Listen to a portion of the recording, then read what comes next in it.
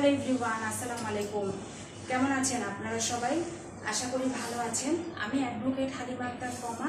আজ আপনাদের সাথে আলোচনা করব ফৌজদারি কার্যবিধি থেকে যে টপিকটি নিয়ে, সেটি হলো ট্রান্সফার অফ ক্রিমিনাল কেসেস, অর্থাৎ ফৌজদারি মামলায় স্থানান্তর। তো এক ফৌজদারি আদালত থেকে অন্য ফৌজদারি আদালতে অথবা এক এলাকার ফৌজদারি আদালত হতে অন্য এলাকার ফৌজদারি আদালতে মামলা স্থানান্তর করার প্রয়োজন হতে পারে। তো কিভাবে এই ফৌজদারি মামলা স্থানান্তর তলব বা প্রত্যাহার আদেশ হবে বা কিভাবে স্থানান্তরিত হবে, সেটি উঠে এসেছে আমাদের ফৌজদারি কার্যবিধি ধারা 525-এর উপধারা ক থেকে শুরু করে ধারা 528 পর্যন্ত। তো চলুন মূল ধারার মূল আলোচনা শুরু করা যাক।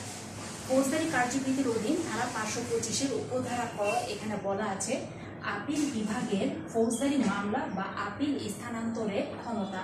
অর্থাৎ এই ধারা অনুযায়ী মনে রাখবেন যে আপিল বিভাগ ফৌজদারি মামলা বা আপিল স্থানান্তরের আদেশ প্রদান করতে পারেন ন্যায় বিচার প্রসারিত করার জন্য, অথবা মামলা বা আপিলের পক্ষগণ কিংবা সাক্ষীদের সুবিধার জন্য ফৌজদারি মামলা বা আপিল হাইকোর্ট বিভাগের এক স্থায়ী বেঞ্চ থেকে অন্য স্থায়ী বেঞ্চে অথবা হাইকোর্ট বিভাগের এক স্থায়ী বেঞ্চের এখতিয়ারাধীন আদালত হতে অন্য স্থায়ী বেঞ্চের আদালতে স্থানান্তরিত হতে পারে বা স্থানান্তরিত করার জন্য আদেশ দেওয়া যেতে পারে।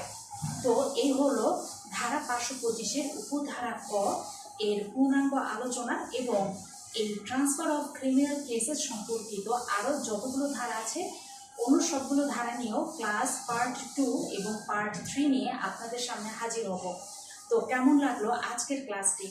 অবশ্যই আপনাদের মূল্যবান মন্তব্য কমেন্ট বক্সে লিখে যাবেন, এবং আমার সাথে যুক্ত হতে আমার ইউটিউব চ্যানেলটি সাবস্ক্রাইব করে এবং ফেসবুক পেজটিতে ফলো বাটন প্রেস করে সাথেই থাকবেন। ধন্যবাদ সবাইকে।